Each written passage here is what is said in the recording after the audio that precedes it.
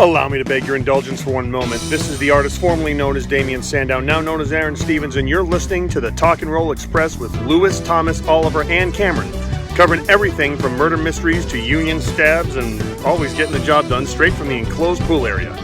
You're welcome. Right, guys. Halloween Havoc 1991. Initial impressions of this pay-per-view. Okay, see, when I was a wee guy, my cousin had this on video, and we must have watched the shit out of this till it was just like destroyed. Now, when I say we watched it, I don't mean the entire pay-per-view. I just mean the opening match. We watched that on a loop. I actually forgot there was a pay-per-view. There was other matches in this until I put it on the other day. So, obviously, normally my stance is that of someone who's a hard proponent for wrestling. So in the private chat, when I says we should watch WCW so I can get my kicks off a little bit, I feel like it was the biggest sort of like troll move and recommend this pay-per-view. Because, I mean, now I'm just going to have to backtrack on everything I've ever said up to this point. I'm just going to have to, like, change my stance completely, because it was... I think last week, so let's put this for this. So last week we talked about Unforgiven, where it was this proper... It was entertainment. That's what it was. It wasn't a wrestling show. It was a slice of entertainment, and I had a problem with that. I've actually got a bigger problem with this show because it's trying to be a wrestling show, and in a lot of areas it's failing badly. I think a lot's been said, so this pay-per-view sucked. There's like 30% of a decent pay-per-view in this. I think the problem is with this as well is that there is 11 matches. And when the overall, when like 30% of them are at least tolerable, it really, really starts to bring the overall feel of the product down when you're just having to sit through 3 hours of shit. There's a point where intolerable becomes a problem, almost. Yeah. It doesn't feel like a pay-per-view. It feels like a house show that they've managed to shoehorn some pay-per-view matches into. You wouldn't believe this is meant to be one of their biggest shows of the year. Yeah. Other than the money that was clearly spent on the monstrosity of a first match. Again, I will hear nothing bad about this first match. Yeah, it makes no sense that this is the first match, none whatsoever, because what the hell is going to live up to it after it? Nothing. It must be a logistic thing, like having that. No, because then it goes up and suspended above the ring again. I have no idea why they did this. No idea. Just get into the first match then, which is El Gigante, Sting, and the Steiners versus Abdullah the Butcher, Diamond Stud, Cactus Jack, and Big Van Vader in a Chamber of Horrors match. Please discuss ad nauseum. Weren't the creatures in there somewhere? No, that's the match. All right, cool. I feel a lot's going to be said about this this match, obviously. So I'll kick off and say that I really enjoyed the ref's peep show camera. I was actively waiting just for like the ref to be like, no, you can't pin him, Jeremy. I was actively waiting for that. Waiting for some inner monologue. Yeah. This I don't know how to feel about this match because on paper it's A, the main event. Yeah. B, it's got all sorts of stars kicking about in it, but I think the fact that you put 8 of them in the Hell in a Cell crude cage fucking peep show Apollo House thing, it just feels like you've put too many elements into too fine a space. So on paper it sounds like something you'd put together in like SmackDown versus Raw. Grab fucking people in for the sake of it. You'd then go out the Chamber of Horrors, climb to the top of it, and then just start pushing Kurt Angle off until he died. That's how this match feels. In reality, it's just a case of you put all your wrestling figures in your little wrestling ring, and they're all just like lying on top of each other. Make of that what you will. Yeah, I agree with that. It's very much a mishmash. It's like they gave a kid an idea to create a match, and that's okay. a steel cage match, we like it. With an electric chair, I'm listening. What else? Cactus Jack, okay. Vader, Sting, the stars. Whoa. You just talk about all our top WCW stars. Yes, all of them in the first opening match at the same time. Did you notice at the start of the match, Sting's US title actively tries to get out the show? It like leaps off him and like tries to crawl off. Can you blame it? Yeah. Cactus Jack coming out wearing like the Cat Slater get up as well. It's like I'm thinking you've been framed compilation. At the start of the match, you have everything like chainsaws, kendo sticks, caskets. It's like, yeah, sure, just have a fucking T-Rex burst out from underneath the canvas. Why not go full hog? The thing about WCW in the era that it's walking into, because keep in mind a lot of these stars that we're seeing on this show won't be there for very long, right? Like kind of like a lot of the stars that were in this match would kind of be the Dungeon of Doom thereafter, it would be a gang of characters that you would kind of almost want to call jobbers, but they were never ever treated as jobbers. And this is almost the thing. Like I feel like if you had some wacky cartoon characters in this match, and it was the first match on, I think you'd kind of be like, yeah, okay, it is what it is. But the fact that you're throwing Sting in there, like proper workers, to basically fuck all, like that, I think that's the thing that really has me scratching my head. I don't know about you guys. I feel like if there was just a random cast of characters, it wouldn't be as bad. But the fact that these other guys, like the Steiners and stuff, you could have had the Steiners versus the Enforcers later on in the night. You know what I mean? Like, doesn't make any sense. You could have had Sting versus Vader for the US title. You could have had Cactus Jack versus anybody. Let's be honest. It's a really strange idea, and not in the sense of the actual match itself. For the for the aim is to murder your opponent via an electric chair. Yeah. But just having so many stars in it in the opening match now, it made me thinking to the point of view that this isn't TV. You're not going to change the channel. It's pay-per-view. You've bought it. You're in for the rest of the night. Yeah. And exactly. You've blown your load, putting all your top stars in the opening match, and then you look at the rest of the card. I'm pretty sure these guys aren't real. It's basically going back to SmackDown versus Raw, where you've created your opening match, and you're just like, go create a wrestler, like custom modes. Or they just put some fucking no mark in to the game, like, I don't know, fucking Damien Sandow. Fuck you. Boo. I mean, who the fuck is Stunning Steve Austin? They're just putting absolute fucking nobodies into this pay-per-view, man. I know, but Dusty Rhodes lost a lot of weight. I think what we'll go on to talk about with these other matches as well is it's almost like because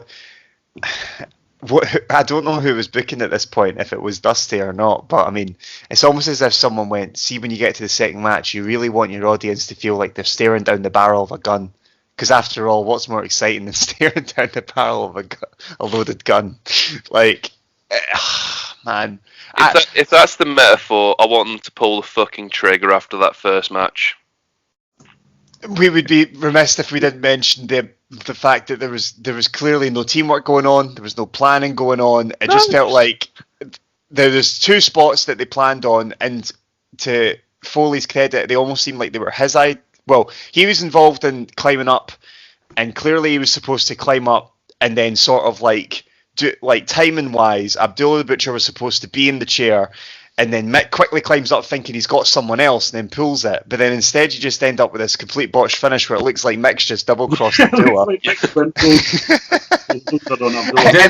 and then subsequently gets killer's remorse. Walks up to the chair and is like, no, what have I done? Did anybody else notice that the switch kept falling and the referee had to keep putting it back up? The referee, actually, if you look really close, if you're watching on the network, you can see he's got tape or something, and he's actually taping the handle to the top of the switch. Like, that's how carny this got, kind of thing. I mean, there's a horrible shot as well where Abdullah the Butcher is bleeding, and so Sting, and then he's got Sting in a headlock, and obviously in hindsight we know at this point he must have had Hep C, and like, you know, yeah, and you've got Sting, the clean, good old American face, and then just this complete carny of a man, headlocking him and infecting him with Hep C. I don't think Sting was bleeding. I think that was Abdullah's blood, because Sting famously... Well, that doesn't make it any worse, any better. Sting famously didn't actually get colour until TNA. It was infamous for never ever wanting to bleed. Not that makes a difference to the fact that he's still alive with Hep C, allegedly. But yeah, that's a bit fucked up, isn't it? No wonder Cactus Jack tried to kill him, but Cactus Jack trying to kill one of the faces is one thing. Scott Steiner tries to legitimately murder Cactus Jack by crushing him with the electric chair. It's the fact that the chair's not falling fast enough. So in reality, there was no chance of it ever happening. It's like, you know that bit in Austin Powers where the guy's like, "Oh no, get out of the way!" It was kind of like that. Move. It kind of felt like that. There was a lot of things wrong with this, and God bless, I'd love to just believe that Mick Foley was the one guy that was like, well, I know that we've been dealt a shite hand, guys, but let's try and make this work. And everyone else was like, fuck you, I'm just gonna waste time. I think on top of this as well is that obviously, like, wrestling still at this point was it's all real. It's all the suspension of disbelief. So why are you going to put a guy in an electric chair in the middle of the ring, kill him, and then like a couple of minutes later he just gets out and be like, whoa, I'm fine now. Look, something about this must have worked because it... Sorry, I didn't hear you there, Lewis. It was tis but a flesh wound. I got to love the line. Oh, hen. Yeah. But I mean, like, something about this must have worked because it wouldn't be long until we start seeing the Undertaker killing Boss Man in the middle of a cage and letting him die. So yeah, it just doesn't work for me because it's like you're meant to believe all this, and it's just like, I'm not really dead. I want to see. Oh, you're forgetting one thing. It's 1991 and it's in Tennessee. Oh yeah. I forgot. This is also the same company that only 2 years later had an amnesia angle where Cactus Jack got powerbombed off Vader, got amnesia, went missing for the hospital, was living in the streets with homeless people. They went to his house, got an actress playing his wife. She went to the streets looking for him pregnant with, I'm guessing it's supposed to be Noelle, and says, "Cactus, come home," because she calls her fucking husband Cactus Jack. Yeah, that's believable. Cactus Jack thinks he's a sailor who's homeless living in the streets. Look, that's more believable that some guy getting smacked on the head and thinking he's some kind of fucking sailor and his wife calls him Cactus than some big ass bastard being put in an electric chair, murdered, and then being reanimated minutes later. He's not Jesus, alright? If you'd have put Jesus in that chair, I'd have fucking believed you. I disagree because if you've ever read or seen Sin City, when Big Marv's in the electric chair, it takes like 3 shots of that thing to kill him. So Abdullah's about the same kind of size kind of guy. He's got a big, massive, thick skull. Oh, man, I'm going off on a tangent here, but I haven't watched Sin City in years, and I would argue that is one of my favourite films. The second one, not so much. The second one was terrible. Didn't even try and watch it. Who's in the second? Because the first one really worked, and for some reason the second one, it just looked like they were doing a spoof of the first one. Even Eva Green couldn't save it. Welcome to the Movie and Roll podcast, where this week we're discussing Sin City. The only way that this match could possibly be worth it in the long run is if at some point in NXT they tried to get over the dangers of a Hell in the Cell, and they say it's claimed lives of the likes of Abdullah the Butcher and Big Boss Man. Like, it's the only way it could actually be worth it. Now that's long-term booking. Whatever you want to say about WWE, in fact, good things have been said about them now. Oh, but anyway, that reminds me. Did they not mention something as well? Abdullah the Butcher, does he think he's went to heaven and he's seen angels try to with the girls on the side of the stretcher? The white face paint and that. What was all that about? Could you imagine if Bobby the Brain Heenan was on the commentary team at this point? That's all I could think of. There was a few moments where I went, because there's straight up moments towards the the end of WCW where Bobby the Brain Heenan just completely fucking no-sells a bad idea. And I feel like he'd have been all over this. Oh my god! Two specific moments was one when Abdullah was in the chair. There's just no fucking way in hell he would have sold that. And the other one was later on where we see the Phantom. And I love the idea. The mask is so big you can tell it's Rick Rude. And immediately I thought when he was walking down to the ring, if Heenan was on the commentary team right now and everyone was like, who could it be? Blah blah blah. You would just hear Heenan go, well, it's Rick Rude. Yeah, you could say it's Rick Rude. Yeah, this is the same guy that fucking kind of like ruined the Great American Bash. He's like, oh, whose side's Hogan on? Well, nobody was thinking that, Bobby. We're all kind of, what? I'm pretty sure. Yeah, no. There's a few moments throughout the '90s where he just totally gives away the card, and folk are looking at him like, and he's like, "I'm Bobby the Brain Heenan, bitch." Although Tony Schiavone does say during the match, I mean that move so signature. Is it? Can I call it? Can I say it? The Rude Awakening. Well, I love the idea of Schiavone getting too big for his boots. Sorry, Ollie, you were going to say something. Fallen son. With Cammy and the long-term booking with Abdullah and the Big Boss Man, it reminds me of that bit in The Simpsons where they're like, which two popular characters died this year? And then it's just like, which two popular characters died in Hell in a Cell? And it's like, if you were thinking of Abdullah and the Big Boss Man, you were wrong. They were never popular. Yeah, I want to start this going before we move on. Like the ref's head cam, that hockey helmet that he's wearing throughout the match. I get like why it's used in the cell, why it's used for the rest of the pay-per-view. I have no idea. But see, because like the forced perspective, it's almost got like a kind of fisheye lens quality to it. So El Gigante looks about 5'9", and the rest of them all look about 4 foot fuck all. You do realise that's like VR porn for rednecks. It just looks like a 1990s music video. It's I'm pretty sure the first time it's used, you're seeing moves not hitting, and you're seeing how not close some of these punches are and stuff like that. Like, it made no fucking sense whatsoever, because obviously the guys in the ring would never know when you're going to cut to them, so they never know when to turn their back to it or etc. It just makes no fucking sense. There must have been some coke being consumed at this point. Oh yeah, definitely. They just didn't go far enough with it. Yeah, this is 3 years. Oh, this is 3 years before The Undertaker gets murdered at the Royal Rumble by Yokozuna and then flies to heaven. So we can slag Halloween Havoc all we want, and quite happily do, because this is a ridiculous idea. But all of a sudden, Abdullah the Butcher being killed in an electric chair doesn't seem that crazy compared to what happens later on. Hang on, well, what about when Hulk Hogan accidentally pushes Big Show off of a car parking complex just merely a couple of years later? After having a duel with monster trucks. This is a sport, apparently, ladies and gentlemen.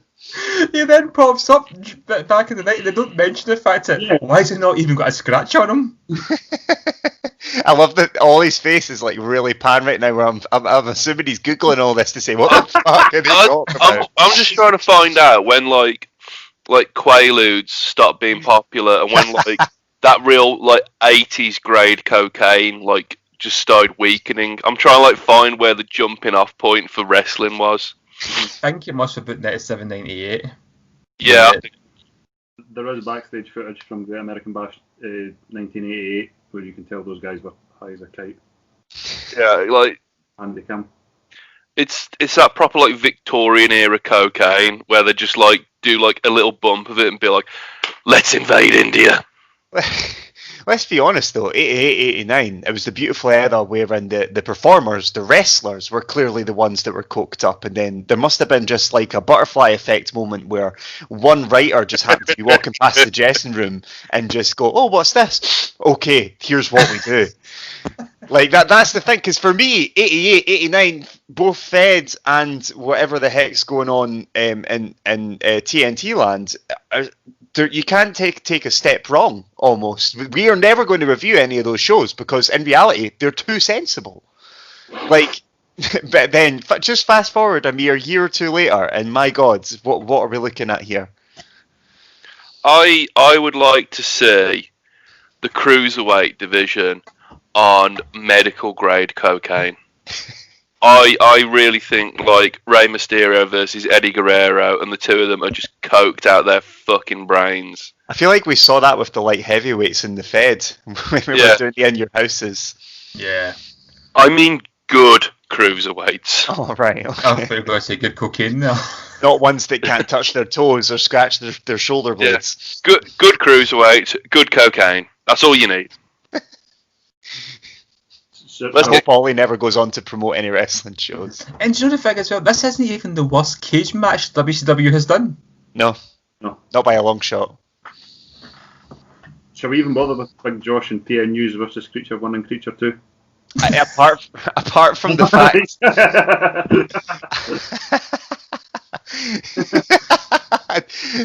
the one thing to get over is the rap at the start, and then it hard cuts to the person we should blame for said rap. I thought that was beautiful. That kept me invested. Creature 1 and Creature 2 being self-conscious about their weight and not stepping on the scales for the match, completely unprofessional for me. Yeah. Like, why does their weight have to be spooky? From parts unknown and weight unknown. I'm like, well, surely they were hanging about. They could be lighter than air creatures. They could be some kind of inert gas. It's just very unprofessional for WCW to have had these lightweights fighting that heavyweight division because they were too intimidated to ask their body weight. I'm not impressed at all. Totally unprofessional. Who do you reckon the creatures were? Kane and Undertaker? Can you imagine you're a dad, the years 20, probably a granddad at this point, 2010, 2020 era, and you go, oh, I used to wrestle kids. Oh yeah, what were you? I was in that mask. No, you fucking weren't. That must be fucking horrible, man. Aye, okay, Dad. Okay, well, Creature 1 has his own Wikipedia page, but Creature 2 doesn't. Does it just say Creature 1? Creature 1 with a hyperlink, and Creature 2 hasn't got one. It's just a dead page. I hope that it's not because Creature 1 done something unspeakable to innocent people. Well, let's see. It was Jumpin' Joey Maggs, and he is dead. Oh. But it doesn't say why or how. You could have said that about half the card, I feel like. He was dead, and it doesn't say why or how. Yeah. Professional wrestling, ladies and gentlemen. Let's just say Janetti-related reasons. Allegedly. I feel like we need a button, like a sound card thing, and then we can just press the X-Files theme whenever we want. And we do need a soundboard, just so like I can bleep Lewis whenever he says Big Van Vader. I only said it once. Oh my god, move on. Yeah, I mean, you didn't even talk about it. I know, Lewis, Van Vader's in this match. Despite the fact they came out in that cool ass fucking HR Giga helmet. There was nothing else to talk about, though. I don't even know. I forgot he was in this match. Yeah. Match number 3, Bobby Eaton versus Terence Taylor. Now, Match of the night. Yeah, legitimately, this match was of the match of the night. Yeah. Now, obviously, that's also in the context of the rest of this was just a fucking dumpster fire. It's just like you could have had like 2 dogs fucking in the ring, and that probably would have had more value than the rest of this pay-per-view. However, this was a very good match. Yeah, I would argue as such. I would say, to be fair, and I don't know what it says about the rest of the night, I would say it scrapes it. There's a couple of... See, the rest of the matches have some good moments and good ideas, but overall quality isn't necessarily there. I feel like it almost seems like all of this was booked last minute and everyone was just kind of running with it. For me, personally, and the only people that actually knew how to work with each other were these two here. Oh, no. I think there's another match coming out I'd prefer, but this is a good match. I agree with everything else you said there. It's almost like they created the opening match, I focused so much. It was done all the good quality Victorian cocaine on that, and then somebody said, "What about the rest of the show?" And they're like, "What? Fuck!" Hit a hard come down. It's like, when's the show starting? They're like, "Now it's on. The first match is on." They're like, "Oh man, did I go for cocaine? No, we've ran out. Shit!" And that's what you get. You get Creature 1 and Creature 2 versus PNUs and Hacksaw Jim Duggan. I feel like maybe, and I don't know if it's a pacing issue or maybe just like a cardio issue, to my memory, because I actually watched this pay-per-view about a few weeks ago, and just decided to work off of that. I do feel like maybe this match went on a little bit long though for my attention span. I think that was the only criticism I've thought, is they could have went home a bit earlier, maybe. I might say it was a carry job by Eaton. Like he dragged this thing over the finish. But let that be a testament to just how fucking talented that man was and how criminally underexplained his career is. Yeah, that man should have had world titles. Eaton is one of those guys that's not on a lot of people's Mount Rushmore, but he definitely should be. Yeah, 100%. Right, next up we've got Johnny B. Bad versus Jimmy Gavin with PSAs. Now, I've often said in the past Mark Merrill was money. Taking a guy, legitimate 2-time Golden Gloves boxing champion, and giving him the Little Richard gimmick, that's unforgivable. Unforgivable. I loved how he takes the cape off and then trades it halfway down the ramp for a feather boa, leaps over the ropes, Teddy Long gets the pads up, and then he fucking... I thought he was money to a certain extent. I loved that. Yeah. The thing is, well, is this match, on paper, I'm looking at it going, right, well, clearly the Freebird here is the bad guy because of the way they're coming out. Like, he's not, though. Badass. Well, that's the thing, because it's Tennessee. There's no way the black flamboyant, potentially gay character is going to be the face here, let's be honest, in 1991 in Tennessee. Yeah. It's a shame because I love Johnny B. Bad. I thought he was a cracking character. Mark Merrill done much better with it than probably a lot of people would have done, especially in that kind of time frame. It's almost like the character was too ahead of its time. Just audiences were not going to accept it as a face because they had it before, like Gorgeous George and that, as a more kind of heel type idea, and that kind of was paved the way for Goldust going forward. But at this stage, people weren't happy with it, I don't think. No. Yeah, I feel like he could have done a lot better. I feel like it was just timing for him. The gimmick is golden. He is golden, but the audience, which his transition to the Fed, because his gimmick wasn't that much different in the Fed either, but it didn't do that much better. So, I think it's just a poor moment of timing. Yeah. Yeah, I think, Sorry. Was it Adrian Adonis as well? Did he have a similar kind of gimmick? Or Adrian Street. Oh no, you think? I think both of them might. Street's a completely different, because Street's more like a Goldust type thing, and he was a heel, and it was a different audience. Mm-hmm. Yeah. But then I want to akin Maro at this point to who's the fella in NXT who's mysteriously off the television at the moment. He just pretends to be Prince. Velveteen Dream, yeah, kind of almost in that era, but I would still rather see Maro. Yeah, that's a good comparison. Yeah, I just love the whole. I mean, to be honest, I'm a huge Little Richard fan, so I love the whole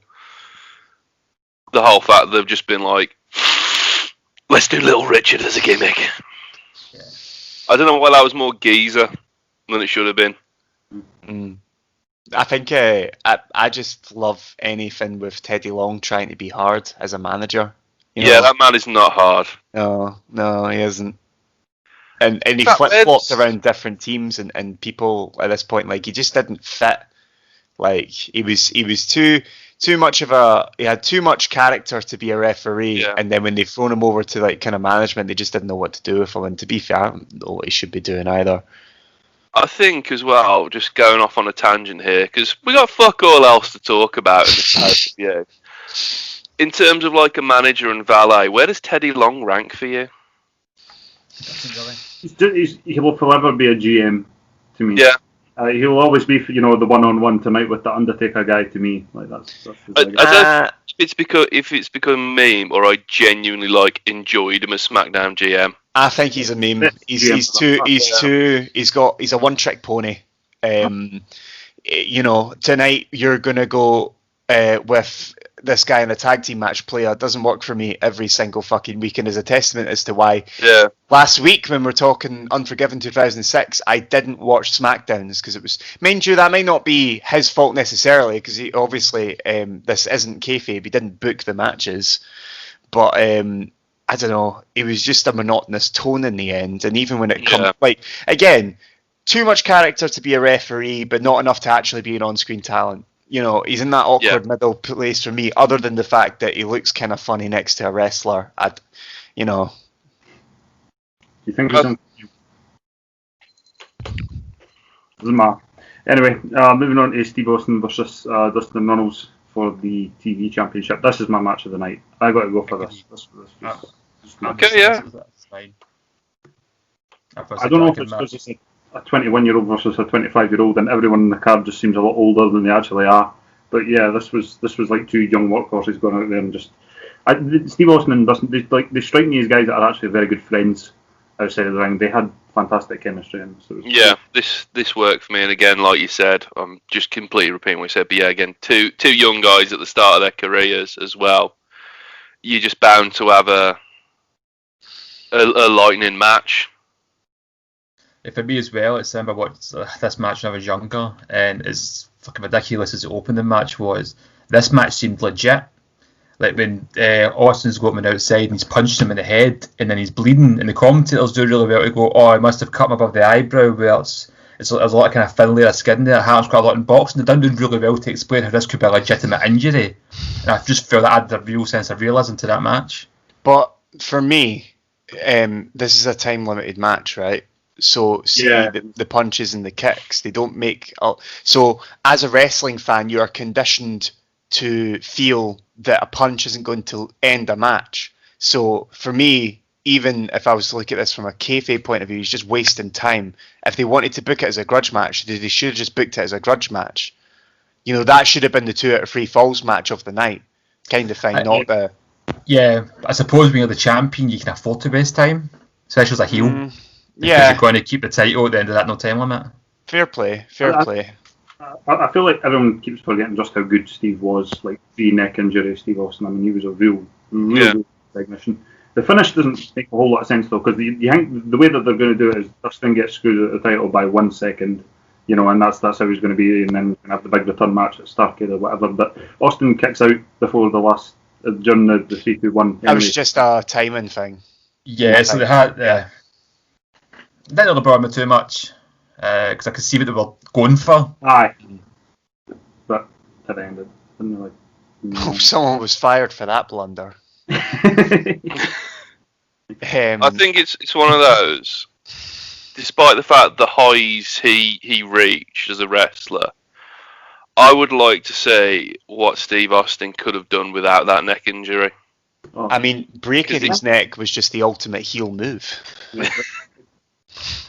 I mean, just the nature of the Stone Cold character was a brawler anyway, so it would have been a bit difficult to go out there and kind of seeing him doing the cut Hennig Bret Hart stuff, wouldn't it? Well, we discussed this before on a previous podcast as well.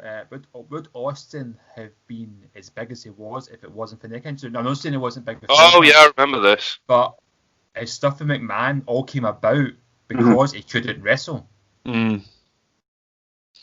And he felt cheated, and yeah. I mean, that first time he stunned McMahon in the ring was like, what the?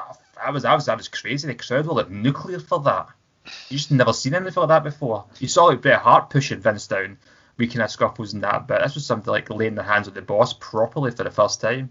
Yeah. It's ironic that in future like matches, like it just became like a ritual to like make Vince bleed. But at that time, it was a big deal. I feel like his matches wouldn't have been as fast paced.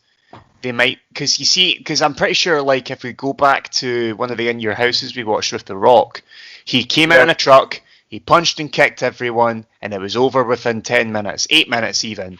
And then the crowd were nuclear throughout. And I mean, that's kind of my memory of Stone Cold Steve Austin as a whole.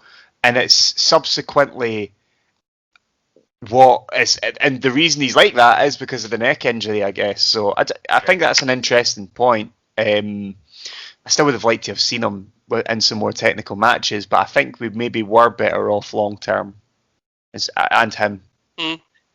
Well, yeah, the nature of Stone Cold, even pre-neck injury, I look for any excuse to invoke the Mania 13 match with Bret. But if you watch that, like, they're not doing the catch can stuff, because I don't think that would have really worked for Steve's character. It's mostly brawling. It's mostly throwing stuff about and submissions. They do. But, yeah. Survival Series 96 is a very technical match. It's a great match, but it's also the first time they're fighting, so there's a lot more kind of respect there. Whereas 13 is a grudge match, and it's just great, absolutely great. And yeah, I mean, it's a shame that he broke his neck and all, but I genuinely think it did make him a more popular character. Fans really wanted to see him come back.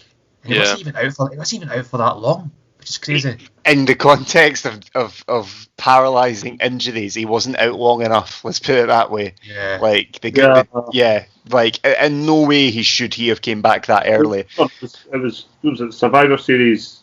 No, it was SummerSlam he broke the neck, and then it was Survivor Series he was back in the ring. So we could take this as a moment to plug the previous podcast and just say that we've done the math at that point, and you can figure it out there. But yeah, there's no way in hell he should have been back. He shouldn't have been walking. But right, let's just move on to Bill Kazmaier versus Oz. Let's. Whoa! Did you see Kevin Nash get squashed in 4 minutes? My God! And you could tell how happy he was about it. Did you read this on Wikipedia? Oh. Okay, this is some interesting background to the whole event. In the opening match, Sting's team won after Cactus Jack accidentally pulled the switch and Abdullah the Butcher. We know that. Originally, the match was supposed to feature El Gigante, Sting, the Steiner Brothers against Oz, the Diamond Stud, the One Man Gang, and Barry Windham. Cactus replaced Oz, Big Van Vader replaced Windham, Abdullah replaced Gang. During the pre-show, Barry Windham was attacked by Arn Anderson and Larry Zbyszko and suffered a broken hand. One Man Gang was scheduled to take part in the match but left just before the show. Cactus Jack in the opening match meant that Oz replaced him against Bill Kazmaier, and Doug Summers replaced Michael Hayes, who was originally scheduled for the match. I think you're right. I think they just made this up as it went along, and it does explain why there's so many jam-packed people in the opening match. I just realised that we've not had the chance to speak about. Have you got? Did you guys watch the promo where his hand gets broken? Yeah. Yeah, hilarious. Hilarious. I had a complete blank though, and when you said Arn Anderson, I was like, why the hell is a booker just breaking some guy's hand? Completely forgot that Arn Anderson was a wrestler. I just obviously relied Arn Anderson to being like booking. It's just like, why the fuck are they just injuring wrestlers? Do you guys not think that Eric Bischoff being dressed as a vampire is just you on the nose? It's genius. It's absolute genius.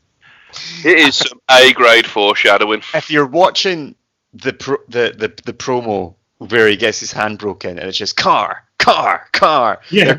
Like it's a single shot like this, and they're clearly just lined up car by car, probably just having a fag, chatting away like, oh no, it's your turn, right? Okay, I'll wait. Cool. Like if you are over the mental capacity of a 9-year-old, you can maybe start to go, there's something up here. And to be fair, at which point the first match happens, if you're not second guessing wrestling by that point, dear God, you're definitely in Tennessee. You thought about like there's the magical disappearing and reappearing like graveyard set. I mean, I know it's a bit fitting because in less than 10 years WCW itself would be a graveyard. But yeah, for the majority of the show, it's not even there. Like it's there in the first match and then it's there in the last match, and that seems to be it. Very, very cool. It's a bit odd, but okay. I think they were just trying to, I don't know. It's maybe the most boring Halloween Havoc set I've ever seen. So maybe just trying to create something. We're going to measure up to 98. So we're going to have to make peace with that. No set will ever come close to Halloween Havoc 98.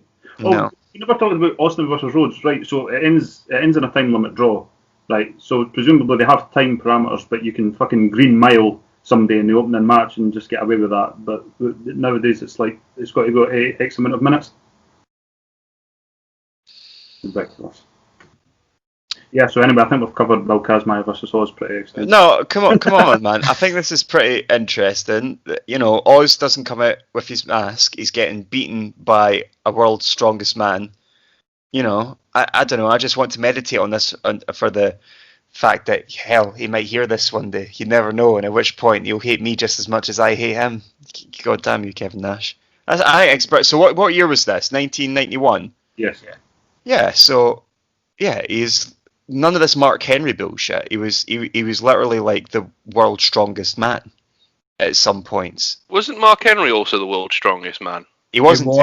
No, it's some kind of record deal. Isn't it like the world deadlift record, or was the world deadlift record?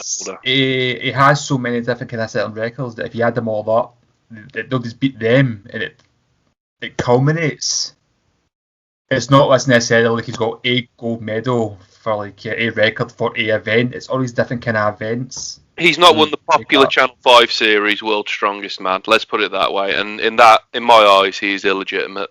I can't remember the last time I saw him lift a truck. I want to see that man pull a Citroen Berlingo 100 metres. Can he slam under the giant? Is that guy that played the Mountain in Game of Thrones technically the world's strongest man, or am I just fucking making shit up? I was about to say, it changes hands. Like, no one is just declared the world's strongest man and then no one else is stronger. No, because there's a whole thing going on now where he should have won it 1 year, but his technique was illegal, so Eddie Hall won it, and then subsequently, after Eddie Hall retired thereafter, he then won it the next year, and then Eddie Hall kept fucking, being a heel and just being like, you cheated, I won, I'm actually the world's strongest man, you couldn't be world's strongest man if I was there. And now these two mammoth of men are booked to fight a boxing match in the next year or something like that. Fuck? Yeah, honestly, it's playing out proper. World's Strongest Man YouTube's pretty interesting. I've been down that rabbit hole and came out alive. I reckon I could deadlift half a ton. What do you mean his form was illegal? If you can lift an 18-wheeler truck, you deserve to win it no matter fucking how. You gotta have good form though, Lewis. Come on, let's be real. Because there's such he used structural strength to lift the weight above his head or something like that. Whatever he done was illegal, and he cheated, and Eddie Hall won, and he was a big baby about it. Depending who you listen to, it depends who the bad guy in the situation is. But yeah, it's all very interesting. Certainly more interesting than Halloween Havoc 1991. Yeah. Well. I mean, immediately after this, we've got a Van Hammer versus Doug Summers. Now, my mind had completely drifted off at this point, so I just started looking up the Wikipedia pages for the guys. And Van Hammer, he's not dead, which is good. Van Hammer isn't dead, but he is currently being held in a county prison on account of doing a hit and run with a 5-year-old. Which is bad. Yes, he's on 100. Yeah. We condemn bail wrestlers from the 90s doing crimes. Okay, but did Van Hammer really do it, or are we going to get a reveal where he's standing in the ring going, "I did for you, Rock"? Oh, his mugshot doesn't look good. Yeah, no, it looks If anyone's actually listening to this, look up the Van Hammer. Oh my god! What the fuck, man? Yeah, I have to say though, being in a prison. Jesus. Oh my god. No one has ever looked more 90s wrestler having done a bad thing. Interesting enough, MC Hammer's come up as well though, and I'm looking at that now. My favourite thing is how when you're looking up people's Wikipedia pages, the dastardly and evil malicious things they could do could be summarised into legal issues. I'm not saying I'm not interested in the Van Hammer match, but I was also looking at Wikipedia at Mark Henry's page. Given just how the world is right now, being in a prison probably isn't all that bad. I mean, I don't know. He's probably had coronavirus at this point. I mean, it gets to not do the same things we're not allowed to do, so. And I didn't run over a 5-year-old, that's for sure. Yeah. Halloween Phantom versus Tom Zink. Now, if I hadn't already tippled who it was, surely the Hangman's Neckbreaker that only Rick Rude ever seemed to do was the dead giveaway, you would imagine. I don't think that's a bad thing, though. I don't think they're really trying to keep it big secret at this stage. I think doing a signature move is them saying, look who it probably is. If you're in the crowd, for example, it's all very well us saying we can see the Tash and stuff like that in 2020 hindsight, but if you're in the crowd, you're seeing this big massive guy come out, you're going, who's this? Could it be? And you see that move, you're like, oh my god, talking to your partner, is that Rick Rude? Could Rick Rude possibly in WCW? Again, we're in Tennessee. We're also in Tennessee. I liked this match though. I liked how it was did. I thought Rick Rude looked awesome. So I think Phantom. I would argue that Rick Rude looked ravishing. Indeed. But here's the thing as well. WCW did this twice. With Rick Rude. They did it at Halloween Havoc 91, and they did it in WCW Comics event and brought it up at the same time. It's that changed the character's name to something like the Halloween Ghoul or something. and it turned out also to be Rick Rude, which wasn't a big surprise because they already did it here.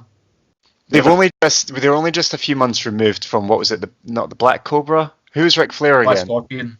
Black Scorpion. Yeah. But Black Cobra is such a cooler name. But anyway, yeah, like the masked man gimmick was certainly an overused one in early 90s WCW. Black Scorpion was cool though. I like that. Yeah. A story that the guy was at Jim Herd at the time wanted Ric Flair to shave his head and call himself Spartacus or something like that. I believe that's maybe old WCW legend. We touched upon this in one of the In Your Houses. For one, I think I'm almost 99% sure I'm not making that up. And that's back No, you're not making it up. That's why you nearly left that time. Yeah. Well, I thought he was in the Fed at this time, was he not? Yes. Yes, he was. And yeah. that was the reason why. Probably. Mm-hmm. You just skipped over a match. Oh, God, so that. Oh, no. What did we skip over? Oh. It was one of the better ones as well. Was it? Flying Brian versus Ricky Morton for the light heavyweight title. That wasn't terrible, yeah. You're right. That wasn't terrible. Yeah. However, Ricky Morton versus Brian Pillman, I expected a lot more of this. I don't want to say it was bad, but I just... It wasn't good. It was a wrestling match. Yeah, it was. But you also got Terry Runnels. Yeah, Alexandra York, pre-Marlena. I just want to go out there and say that when I said I wanted to watch something by WCW, the last thing I meant was this pay-per-view. I am pulling on a You didn't have to new thread. In 2000. At WrestleMania 23, Trump. Now this man has been confused since like the 80s. Like he when he's like saying "I wish her well" about a child sex trafficker, he doesn't know if he's doing a press conference as the president or opening like a mini mall or something. But what if Trump got confused at WrestleMania 23, left Melania backstage and left with Melina?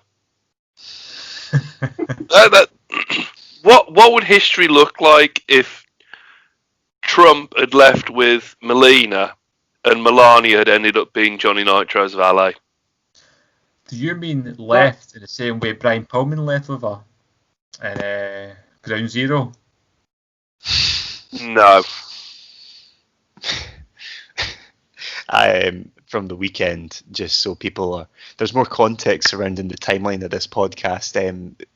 Trump's recently been diagnosed with coronavirus, and he announced it in a tweet. And I didn't realise that... I'm not a big Twitter guy, which all the rest of the guys know, but I saw the tweet, and I didn't realise that they're at POTUS, as in president... What is it? No, POTUS, which is President of the United States, and yes. FLOTUS, which is First Lady of the United States. FLOTUS is the handle of underground hip hop producer Flying Lotus. So left field underground hip hop producer Flying Lotus. So when President Trump tweeted, both I and FLOTUS have been diagnosed with coronavirus and aim to make a speedy recovery, or whatever the fuck he said. I was completely torn apart, confused. I immediately Googled Flying Lotus, President Trump. Right, Flying Lotus Trump collab. Book it. But the reason I brought that original point up was because I saw Trump tweet and be like, Melania and I have COVID, and obviously after watching Unforgiven, I was like, Melina? But then he said FLOTUS, and so I thought he meant Flying Lotus. Just total LA,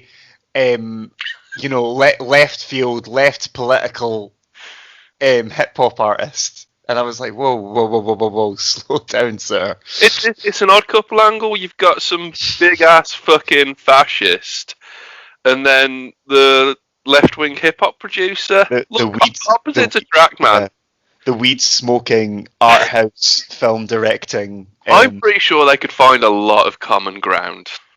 This could be the unification America needs to end the Civil War. This is true political centrism. A hip-hop producer and some fucking billionaire hamburger eating fucking guy just coming together and like working on their differences. It's a shame that by the time you're listening to this, he has sadly passed away. Donald Trump, not Flying Lotus. I was trying to say Flying Lotus, wherever you are, I hope you're keeping well, son. I said this the other day. If Matt Hardy and Edge can work a match in 2005, then you can get along. Again, going back to Unforgiven last week, it's something we didn't focus on, but that bit backstage after Jeff Hardy loses with him, Matt Hardy, and Lita. Oh my God, that was like fingernails running down the side of a car that's made out of chalkboard. That was just... It was like a deleted scene from Uncut Gems. It was so stressful. Yeah, it put me on edge. Fuck's sake. If people haven't gotten the gist, if anyone hasn't gotten the gist by now, this is quite a difficult pay-per-view to talk about, and a frustrating one for me being that I feel like the only time we ever book anything that I want to watch, it always gets fucking sidetracked at the last minute for something tremendously shite. Cameron, what do you want to watch? What do you want to watch now? What do you like to watch, Cameron? You can watch watch Mr. Nanny or one of the In Your Houses we missed. You can watch the Dungeon of Doom Triple Steel Cage match versus Hulk Hogan or Suburban Commando. How about a Kennel of Hell match? How does that sound for you? How about we play right into his palms and we do some fucking 9-hour All Japan show from the Osaka Dome and that, and we can all get fucking carpal tunnel watching it.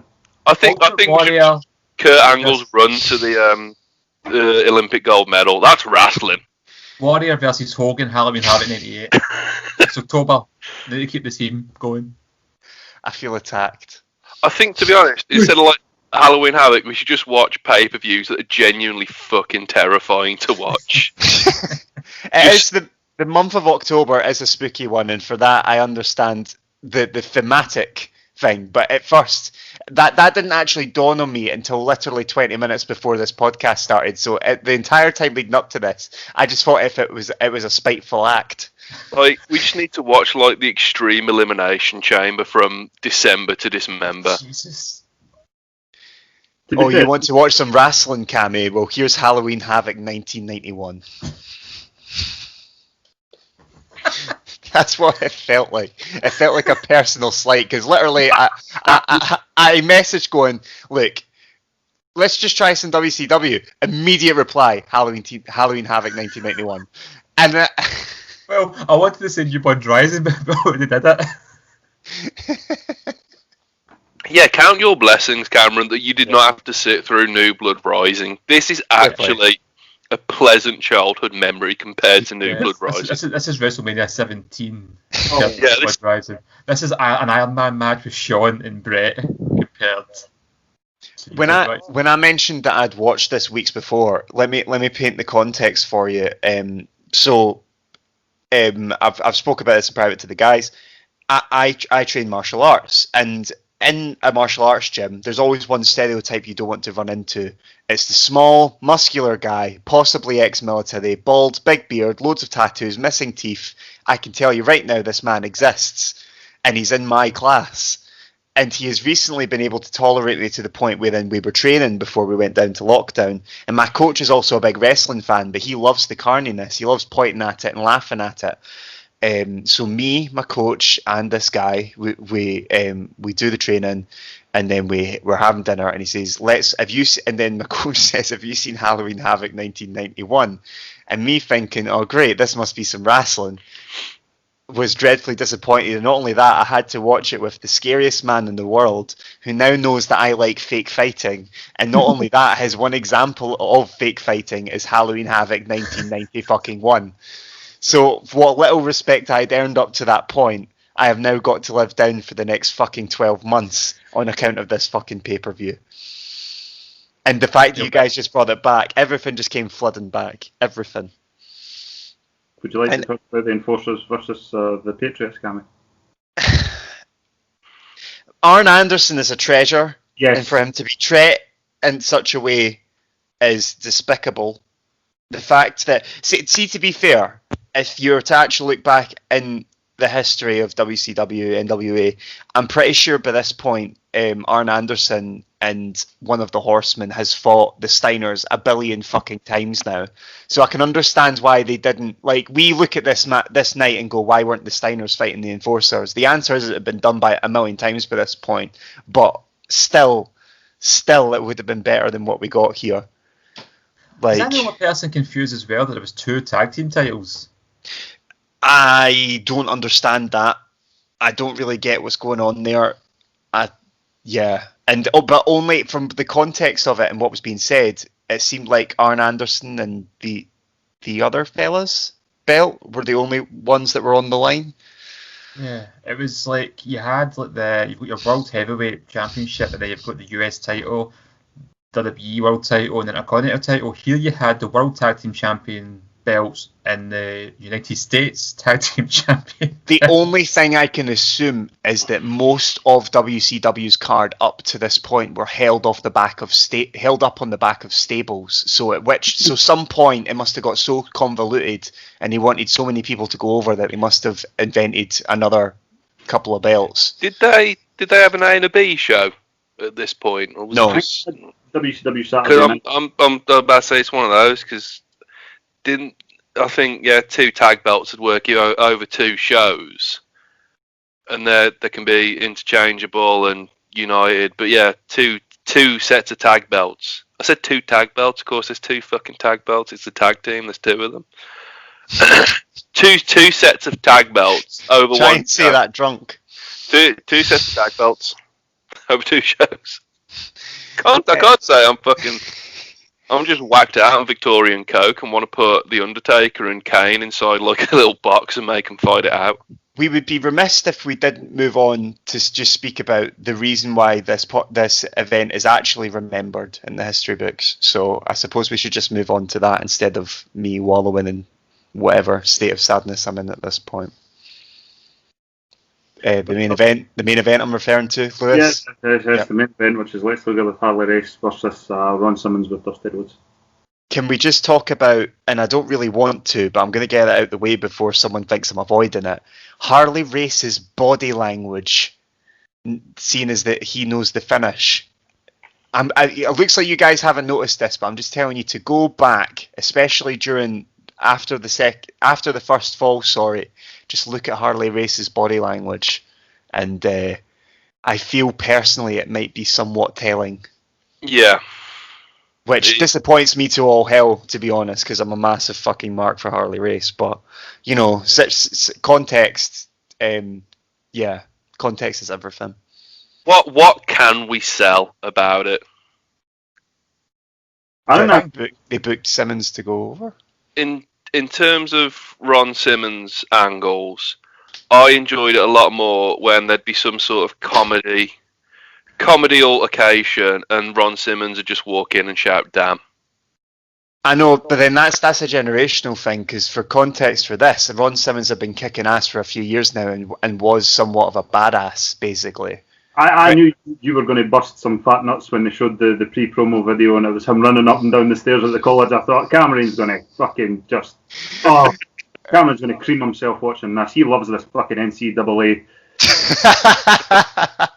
The only thing he was missing was carrying one person over his shoulder while doing the laps. But yeah, you're right. I was enjoying that aspect of it. But yeah, no, like out of context, it's funny to think where Ron Simmons ended up, because he done the ultimate job in the Attitude Era, putting over young stars and stuff like that. And if anything, that's a testament to the man. But this was kind of, if you think about it, the peak of his career, and everything leading up to that was, albeit maybe wasn't at the top of the card, but what we're trying to get at here is it might have been for some unfortunate political reasons. But he was over. You know, he was in Doom, and he was a badass and was more than deserving of being at the top of the card. So I'm glad that he got there. I was a big fan of Ron Simmons at WCW. I thought he was great, and he looked the part, and he was aggressive, and you're saying as well, like what he kind of became and what he's kind of known as now. You forget what a legit badass he was, and a very good worker. I think with this match as well, it was like WWF tried to make Lex Luger the new Hogan, but what WCW had here was a heel Hogan, because Luger is almost the anti-Hogan in a sense, while still playing that character. It's weird. Does that make sense? By playing it badly. Well, yeah. But he's a heel here, but he is very much like Hogan in a lot of ways. Well, reality that Farouk should definitely have had a run for the Winged Eagle in '97 as a heel. Yeah. It kind of speaks a lot for, our brothers in the Fed in the North kind of thing. He was immediately plummeted to the bottom of the fucking card again when he jumped over, which is a bit ridiculous considering he was part of a much...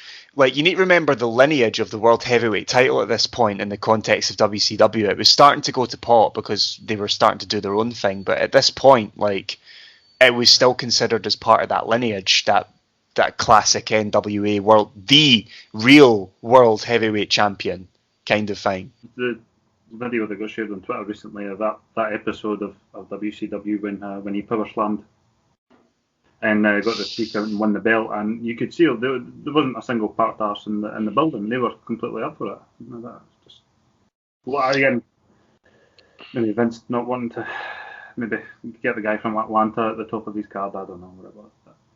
Likely. It came out a lot of fanfare as well when in fact it was put as a heel against Ahmed Johnson, who was getting a major push at the time. Aye. But even then they gave him like the blue gladiator helmet and that, and immediately it was just... I think that was just a product at the time. Yeah. It probably didn't look that out of place at the time because it was fucking dumpster men and all that kicking about. I mean, in the world of dumpster men, I'd rather be a gladiator. Yeah. And have Sonny managing me. Unclogging toilets. I mean, this is taking a very serious turn. For the good. We're at the finish now. We've crossed the main event. We're into just our closing extended segment now, anyway. I think it's just important that we convey to the audience that we're not complete arseholes and we do understand what's going on. But that's not funny, so what's the point in speaking about it anyway? I was about to say, do you want to hear us talk earnestly about wrestling for an hour and a bit, or do you want to just have a series of fucking jokes interspersed with some jokes about wrestling? This podcast is essentially a vehicle for Ollie to destroy everything I believe in, and if you don't enjoy that, then I don't understand what you will like. I don't understand where this has come from. Last week we were friends, and now it's just like, this guy's a fucking dick, and he's ruining everything for me. You know it's not real, Cameron. I haven't... Thomas, ring the bell. Ring the bell. Still real to me, damn it. Still real to me, damn it, yeah. I can't wait for next week where I'm just like, Cameron, you know Father Christmas isn't real. And then it's all going to kick off. We do realise Cammy's picking Bruno Sammartino match next week. I don't care, I'll tell you that. Just turn around and be like, you know they told him to do that. We're just gonna sit about and talk about stills from the Frank Gotch and George Hackenschmidt rematch. Yeah. I actually remember when McGregor, I can't remember who was wrestling, fighting, sorry, and he went and knocked the guy out in like 3 seconds, and somebody went and tweeted Cornette with proper wanted to grab him with a hold. Fucking, I can't believe I'm forgetting that. Yeah, I know what you're talking about. Jesus.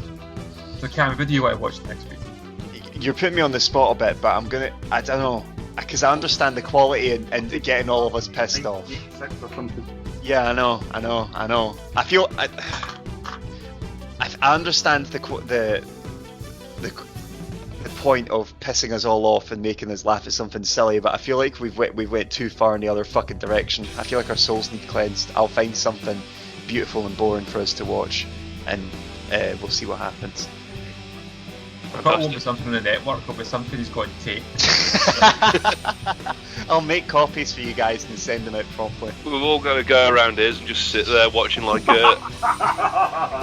just a worn out VHS. I will say this right now, Cameron, I am not watching some 3-hour ICW shows purely for your amusement. It just like fuzzes out halfway through, and we miss the finish to watch like QVC or something. There's a lot of good NXT stuff there. There is a lot of good NXT stuff. Yeah. I might, for the sake of not having to watch a 3-hour show, I will probably stay away from the Starcades. But yeah, I'll think of something. The pressure's on for me. Jesus Christ. I feel, you know what? That's what we should do for the next month. Is we should all take a turn to force each other to watch something we enjoy. Hey, we could always pick a few pay-per-view. We don't have to watch the whole thing. That's true. Right, lads, I think we'll wrap it up here and now then. Yeah, that's just covered Halloween Havoc 1991 pretty extensively. Right, guys, on that note, I'm just going to sign off. Take care, lads. See you Goodbye. later. Thank you.